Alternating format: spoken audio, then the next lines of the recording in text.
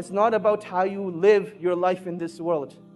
It's not about how you live your life in this world, but it's all about how you will be raised in front of Allah subhanahu wa ta'ala. It is all about how you will be raised. And this alludes us to the point that whatever you die upon is what you shall be raised upon. So let your last deed be your best one. And I want to share a nice story from the students of Shaykh Ibn Baz rahimahullah ta'ala. And the story goes as follows. There was a brother who came overseas. And he came to seek a bachelor's degree in any field. And the natural climate was that this was the first time he got freedom from his family. In his society, people are very religious, very practicing. He couldn't have the fun that he wanted to have. So he comes to a place like England. He's in a free mixing university.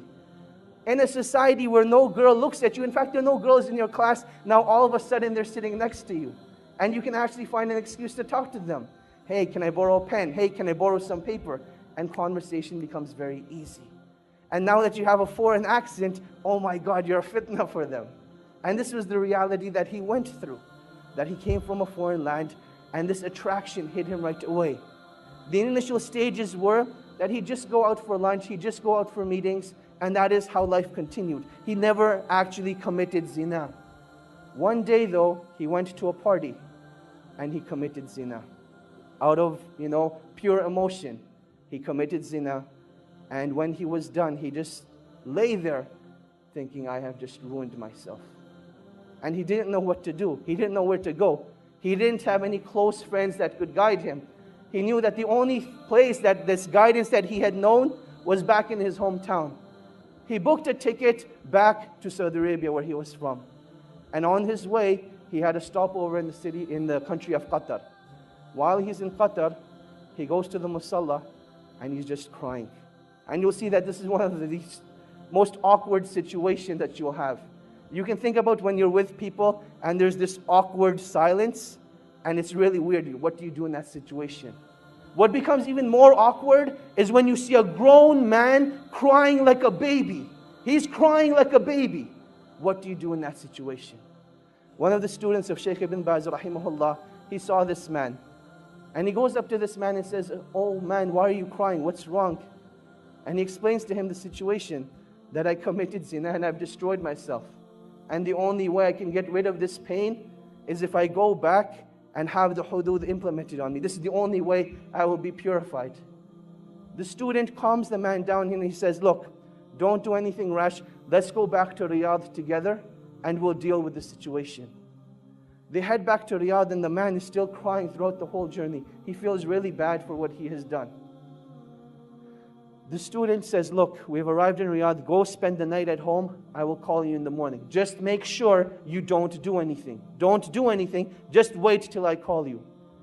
The next morning, the student calls Shaykh bin Baz and he asks Shaykh bin Baz, rahimahullah, Ya Shaykh, this is what happened. I met this man, he committed zina, and he feels that the only way he can be purified is if he has the hudud implemented on him.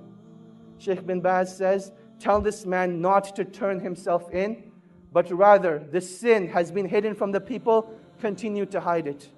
Rather, seek forgiveness from Allah subhanahu wa ta'ala and turn yourself to the Quran. Let Allah subhanahu wa ta'ala be your guide.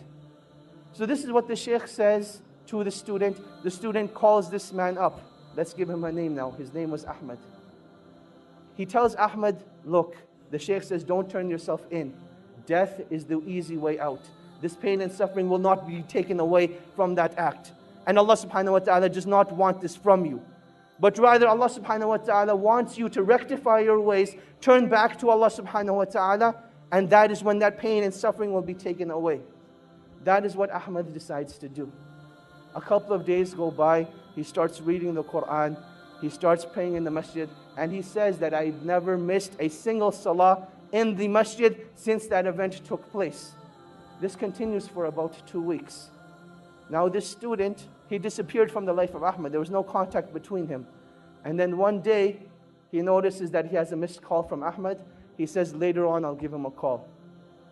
Another couple of days go by, and Ahmad's house is calling now. His home number is showing up on the Shaykh's phone 5, 6 times. The student calls the house back, And he says, Assalamu alaikum, how are you guys doing? What's going on? And they say, we need to speak to you. Ahmed needs your help. And he says, definitely, I'll come over and see you tonight after Isha. He prays Isha, heads over to the house. And he sees that something just isn't right. That you can walk into a place, no one will say anything, but you can see it from their faces.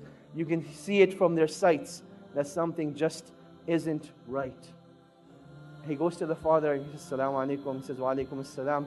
He says, I don't even know what to say to you, but I want to thank you from the bottom of my heart. Because I know if it hadn't been for you, this wouldn't have happened. And the student's thinking, what did I do? So he says, well, what happened? What are you talking about? And he says, let me show you. He says, Ahmed went and prayed Salatul Isha tonight.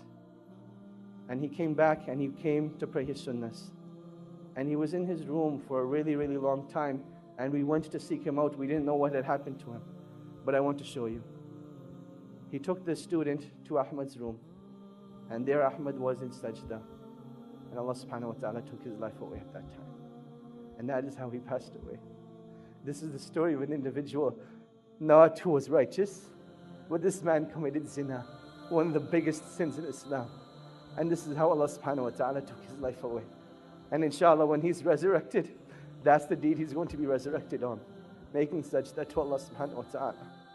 And that is why when it comes to pain and suffering only becomes negative if it creates a barrier between you and Allah subhanahu wa ta'ala. But it becomes positive. Pain becomes positive, a motivation for you when it brings you back to Allah subhanahu wa ta'ala. And this is what every individual who's going through pain and suffering needs to realize. That this point of pain and suffering is not that Allah subhanahu wa ta'ala wants to punish you, but rather this is a calling from Allah subhanahu wa ta'ala. Oh my slave, come back to your Lord. Oh my slave, this is a reminder for you that I want to bring you back to me. And this is one of the wisdoms of trials and tribulations.